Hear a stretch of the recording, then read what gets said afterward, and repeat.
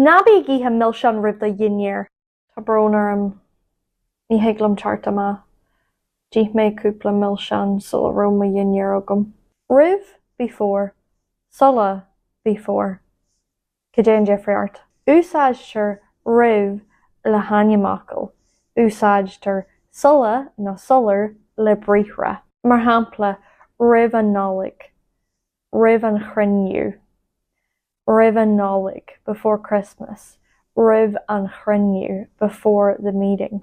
Úsáidtear sular le bríomhra san aimsir háite, seachas na séimhríothar seo. Tá sé neamhréalta. Sheol mé téacstaí sular hit mé I mo choladh, sulla agus uirú. Deanfaí mé mo obairhbhaile sulla déim amach. Deanfaí mé mo obairhbhaile sulla déim amach. An raibh an Jeffreyart seo ar eolas agat inis dú